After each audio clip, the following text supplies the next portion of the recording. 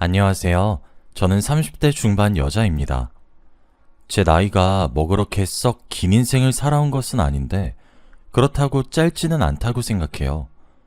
그런 제 인생을 통틀어서 정말 기가 막힌 경우를 이번에 이야기를 해드리고 싶어서 이렇게 사연을 보냅니다.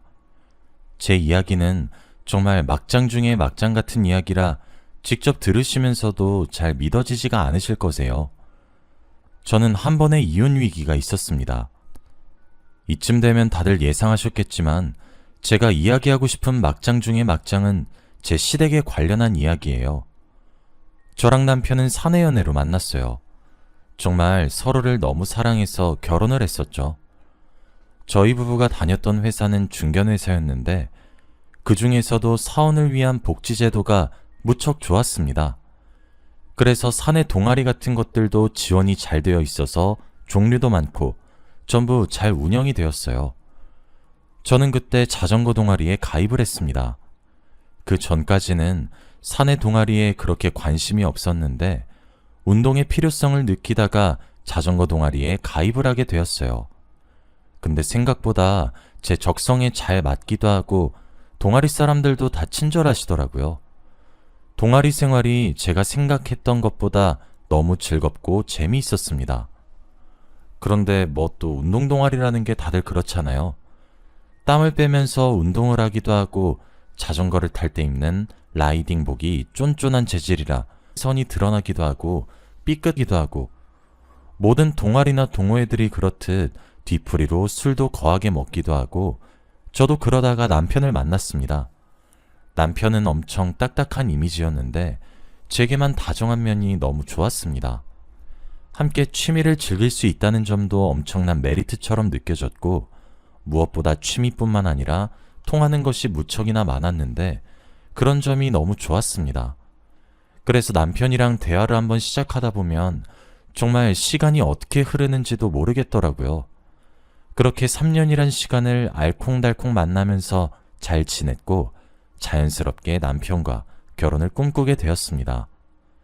그런데 제가 결혼에 대한 운을 띄울 때마다 남편의 얼굴이 조금씩 어두워지기 시작하더라고요. 저는 속으로 그런 생각을 했죠. 아, 나랑 연애만 하고 싶은 거였나? 속상한 마음에 하루는 저랑 남편이 둘이서 술을 한잔 먹다가 제가 술김에 이야기를 했어요. 쉬운 마음으로 저를 만나는 거냐고. 진지하게 결혼까지 생각하면서 만나는 사이가 아니냐고 하면서 말이에요. 막상 이야기를 꺼내다 보니까 또 서러워져서 눈물을 뚝뚝 흘리니 남편이 놀라서 펄쩍 뛰며 아니라고 그러더군요. 저는 그럼 왜 결혼에 대해 이야기를 하면 피하려고 하고 그러냐고 따져 물었어요. 그랬더니 남편 입에서는 제가 생각지도 못했던 부분에 관련하여 이야기하기 시작했습니다. 사실 우리 부모님 재혼했어. 나는 엄마 친아들이고 우리 아버지는 내 새아버지야. 그렇게 시작된 남편의 이야기는 놀라웠습니다. 그러니까 남편의 어머님과 아버님이 재혼했고 남편은 어머님의 친아들이었다고 하더군요. 그러면서 말하기를 그리고 나한테 친누나는 아니지만 친누나 같은 사람이 하나 있어. 당신에게는 시누이 같은 관계겠구나 라고 하더라고요. 그건 또 무슨 소리냐고 되물으니 남편이 이야기해 줬습니다. 알고 보니 그 누나라는 분은 남편의 큰아버지, 즉 아버님의 형님 되시는 분의 딸이랍니다. 그러니까 실제로는 남편의 아버님의 조카인 셈이죠. 그런데 어느 날 갑작스럽게 남편의 큰아버지 네 분께서 교통사고로 한꺼번에 세상을 떠나시게 되었고 그렇게 혼자 남은 어린 조카를 남편의 아버님이 거두어서 홀로 키우셨다고 하더라고요. 호적상으로는 삼촌과 조카였지만 어린 조카를 거두어서 키울 수 있는 사람은 남편의 아버님뿐이었고 그렇게 그때부터 조카를 딸처럼 여기면서 지금까지 길렀다고 하더라고요. 이야기를 들어보니 실제로 아버지의 역할을 다 해주셨더라고요.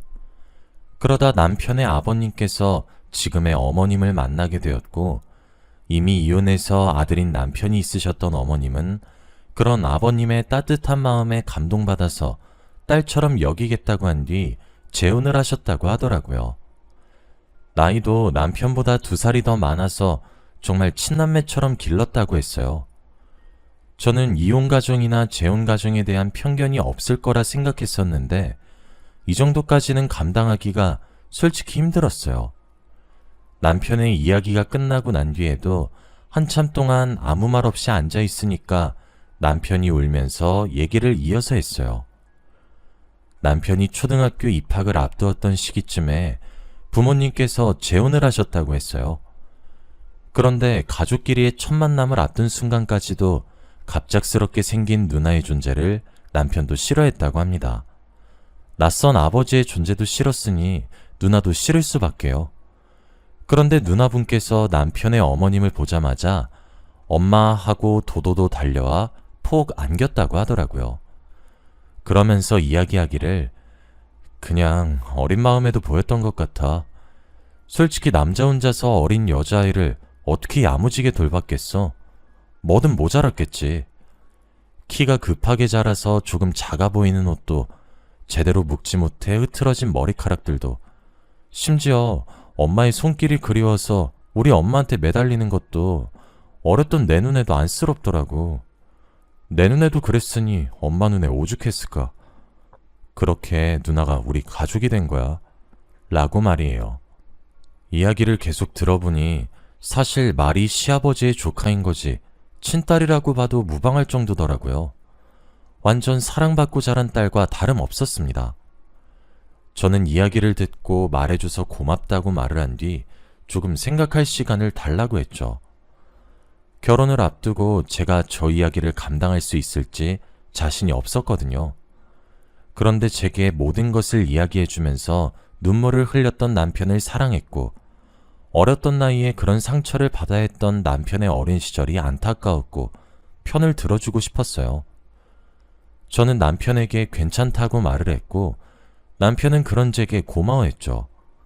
우린 그렇게 결혼을 약속했어요. 하지만 결혼을 하기 전 넘어야 할 산이 하나 더 있었어요. 바로 저희 부모님이셨죠. 저희 부모님은 이 결혼을 격력하게 반대하셨습니다. 그도 그럴 것이 저희 부모님은 제가 평범한 집에 사랑받고 자란 평범한 남자에게 시집가길 원하셨었거든요. 반대가 무척이나 거셌습니다. 저는 정말 어떻게 해야 할지 몰라서 발만 동동 구르고 있었어요.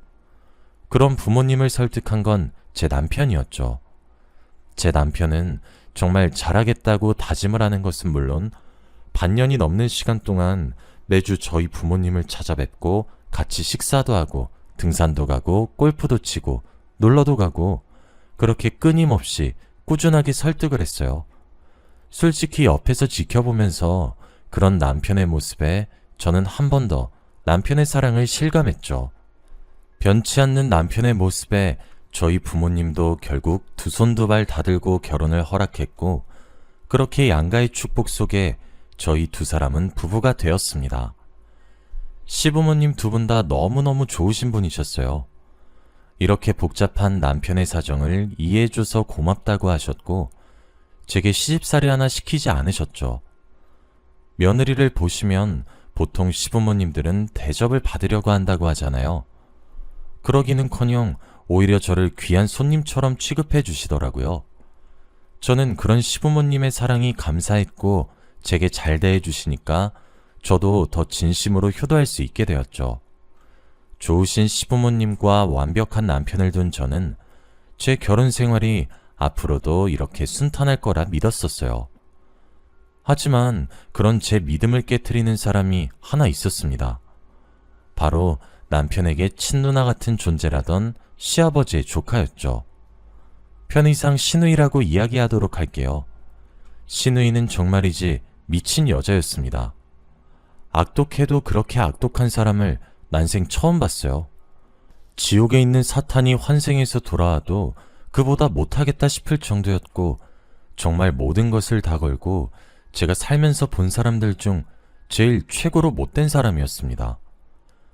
저도 남편이랑 동갑이라 시누이와의 나이차가 2살이었어요. 그런데 올케라는 호칭을 두고 저를 야, 너라고 지칭하더라고요. 그것도 둘만 있는 순간만 골라서요.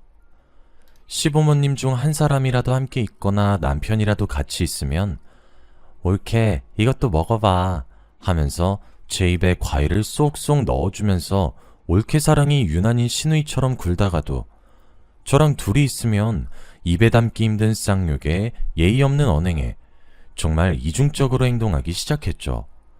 제 머리를 툭툭 밀치기도 하고 안 보이는 부분을 꼬집기도 하고 진짜 말로 다 설명을 못할 정도로 괴롭혔어요. 그것도 모자라서 시부모님 두 분 다 시키지도 않는 시집살이를 시누이가 혼자서 제게 시키더라고요. 제가 바보처럼 그런 시집살이를 입을 다물고 묵묵히 해냈던 것도 이유가 있어요. 그럴 수밖에 없었거든요. 저라고 반항을 하지 않은 것이 아닙니다. 당연히 이러지 말라고 좋게 말도 해봤고 화도 냈었어요.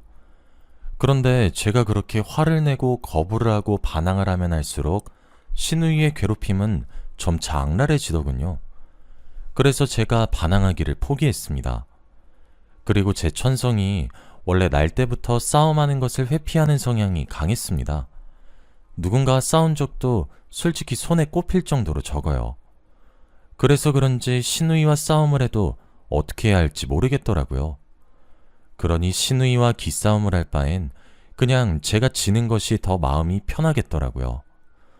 적어도 몸은 고단하겠지만 마음이 편하니까요. 그런데 시누이는 제가 순순하게 굴어도 그거 나름대로 기분 나빠했어요. 본인이 심심하다 싶으면 저를 나쁜 사람으로 몰아세우는 연극도 펼쳤죠. 한 번은 시누이가 갑자기 제 앞에서 자신의 뺨을 후려치고 제 눈앞에서 찻잔을 바닥에 던져서 깨더라고요. 저는 너무 놀라서 눈을 동그랗게 뜨고 시누이에게 다가갔는데 시누이가 갑자기 눈물을 터뜨리면서 제게 말했어요. 옳게, 아니 나는 그러려던 것이 아니라. 마침 그 장소는 시댁이었고 거실에 모여있던 온 가족이 저희가 있는 부엌으로 다가왔죠. 무슨 일이냐고 다가오는 가족들에게 시누이는 말했습니다. 아니, 내가 실수로 올케가 아끼던 찻잔을 깨트렸더니 아니에요. 아무 일도 아니에요.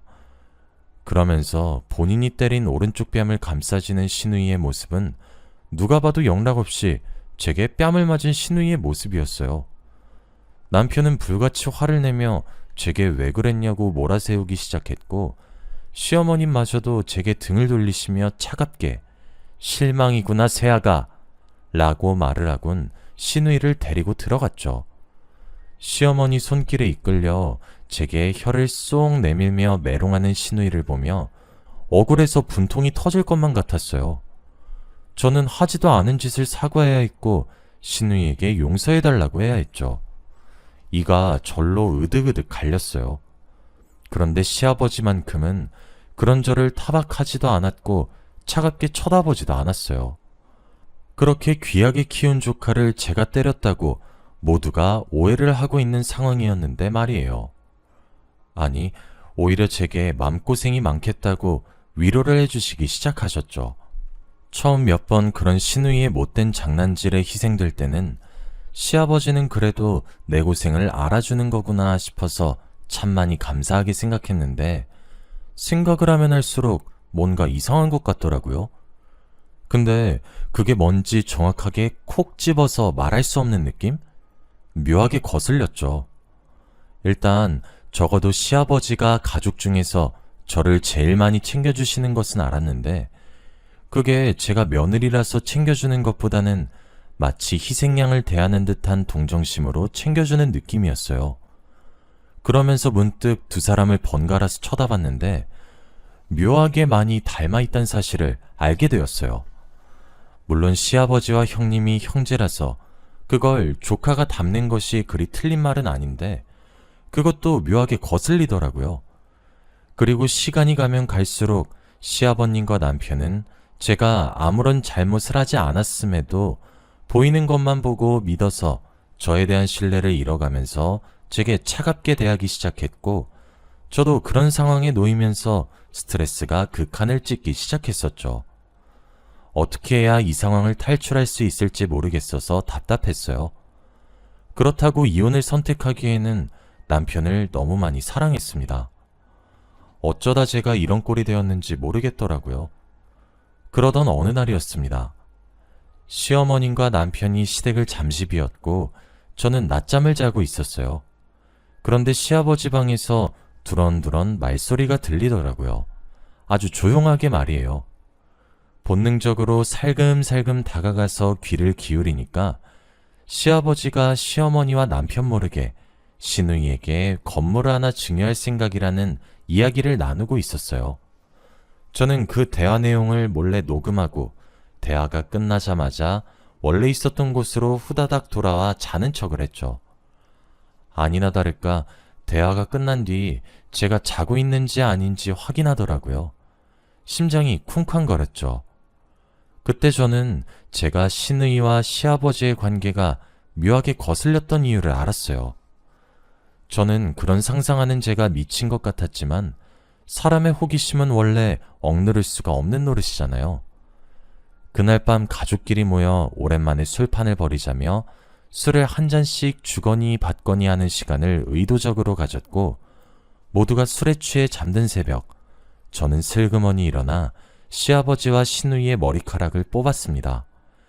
그리고 다음날 유전자 검사를 의뢰했죠. 검사 결과 두 사람은 제가 예상했던 대로 친자관계였습니다. 진짜 제가 그 결과를 보고 입이 얼마나 크게 떡 벌어졌는지 모를 거예요. 저는 이 사실을 곱게 알리고 싶은 생각은 추호도 없었어요. 그러기엔 저를 못살게 만든 시누이가 너무 미웠거든요. 저는 계획을 짰습니다. 솔직히 남편이랑 이혼하고 싶지도 않았어요. 남편은 정말 저랑 둘만 있으면 제게 잘 대해줬고 연애하던 시절부터 변치 않았어요. 결혼 이후에도 저희 부모님께 워낙 잘했고요. 저 망할 시누이만 없었으면 완벽했거든요. 저는 그때부터 소형 녹음기를 사서 시댁에 갈 때면 하루 온종일 켜놨어요. 시누이와 둘만 있는 순간은 워낙 예측할 수 없어서 그냥 켜놓는 걸 선택했죠. 시누이와 둘만 남았던 순간 시누이가 제게 쌍욕을 하면 전 연약한 목소리로 말했죠. 형님, 제게 대체 왜 이러세요? 그럼 시누이는 제게 말했어요. 너 따위가 뭔데 우리 집안에 굴러들어와? 난 네가 너무 싫어. 그렇게 하루를 녹음하고 집으로 돌아오면 파일을 편집했죠. 시누이와 저 둘만 있는 부분만 잘라내서 말이에요. 하나로 합치니까 들을만 하더라고요. 전 당하기만 하는 불쌍한 콩쥐 같은 사람이었고 시누이는 못된 팥쥐 같았거든요.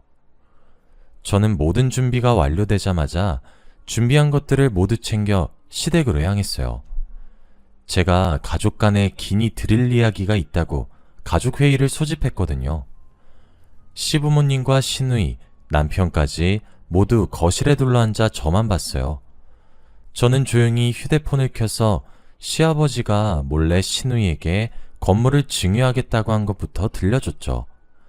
아니나 다를까 시아버지랑 시누이 둘 다 당황하더라고요. 시어머니는 불같이 화를 냈어요. 왜냐면 그 건물은 시어머니와 시아버지 두 분의 공동명의였거든요. 그러니까 그 건물은 제 남편이 증여받을 건물이었단 거죠. 저는 거기에 그치지 않고 유전자 검사지를 시어머님께 보여주며 두 사람이 사실 부녀지간임을 폭로했어요. 남편도 시어머님도 배신감에 입을 떡 벌리셨죠. 그리고 제가 편집했던 시누이의 악랄한 민낯이 담긴 파일을 재생했죠.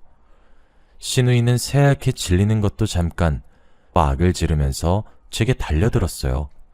시어머니와 남편은 그런 모습을 처음 봐서 당황했지만 이내 그 모습이 제가 건넨 모든 자료에 뒷받침되는 증거 같은 행동이란 사실을 깨달았고 화를 내기 시작했어요.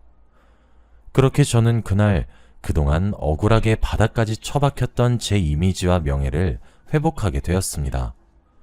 그 후로 어떻게 되었는지 아시나요?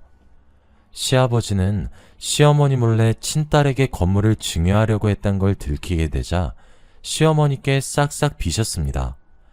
시어머니는 시아버지에게 이혼할 것인지 저 여우 같은 기집애를 집에서 내쫓을 것인지 선택하라고 하셨고 시누이는 그렇게 시댁에서 쫓겨났어요. 물론 쫓겨나면서 시아버지가 사줬던 차도 빼앗기고 집도 빼앗겼죠. 순식간에 집도 절도 없는 신세가 되어버린 거예요. 끝까지 쫓겨나면서도 저를 저주하는데 저도 시누이가 제게 그랬던 것처럼 혀를 쏙 내밀고 메롱을 해줬답니다. 제 모습에 이성을 잃고 달려들려고 하는데 남편한테 제지되고 문 밖으로 쫓겨났어요. 10년 묵은 체증이 내려가는 것 같았죠. 나중에 알고 보니까 시아버지가 결혼 전에 사고를 쳐서 아이를 낳았고 고아원에 버리려고 했다고 하더라고요.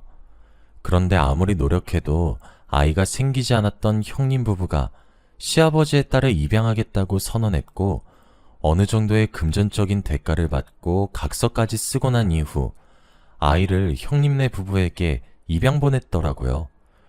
그러다 형님 부부가 죽으면서 시아버지는 친딸을 데려왔고 조카라고 하면서 길렀던 거죠. 심지어 시누이였던 그 여자도 친부가 시아버지인 것을 알고 있었습니다. 차라리 그 사실을 모르는 척을 했다면 시누이는 몰랐으니 어느 정도 제가 참작이 되었을 텐데 알고 있었던 사실에 시어머니와 남편에게 괘씸죄가 추가되었죠.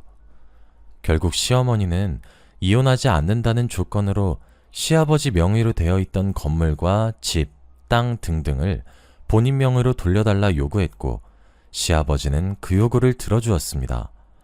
시아버지도 시어머니를 무척 사랑했거든요. 친딸보다는 자신의 아내가 먼저였던 거겠죠. 시어머니와 남편은 시누이였던 그 여자를 내쫓아낸 걸로도 모자랐는지 시아버지에게 으르렁거리며 말했어요.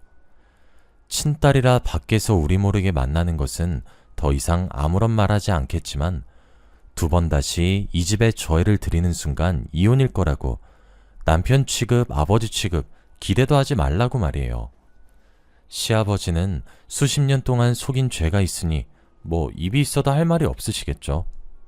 사실 시어머니는 친딸 같은 시누이를 제가 괴롭히신다고 오해를 하신 순간부터 제게 조금 냉랭하게 대하셨어요. 남편도 시댁에서는 제게 조금 냉소적이기도 했고요. 두 사람은 진실을 알고 제게 미안하다고 정말 진심으로 사과해 주셨고 저도 남편과 이혼할 생각은 추호도 없기 때문에 두 사람의 사과를 받아들이며 용서했습니다. 시누이는 그제서야 제게 전화를 걸어와서 빌더라고요. 가족을 한 번만 만나게 해달라고 말이에요. 저는 내가 왜 그렇게 해야 하는지 모르겠다고 빈정거리며 전화를 끊었고 차단했습니다. 솔직히 속이 너무너무 후련해요. 시누이를 볼 때마다 가슴에 화가 올라와서 답답해 미칠 지경이었는데 속이 너무 편해요.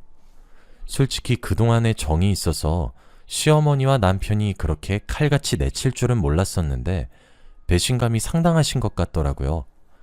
지금도 시아버지는 입을 꾹 다물고 조용히 가정에 충실하려고 노력하시고 있으시고 시어머니와 남편은 저를 어와둥둥해 주시고 있습니다.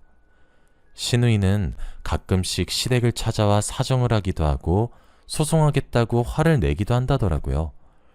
오히려 그런 모습에서 시누이의 진실된 민낯이 드러나서 그런지 시어머니와 남편은 혀를 내두르며 질색팔색을 합니다. 저렇게 못된 사람인 줄 몰랐다고 말이에요.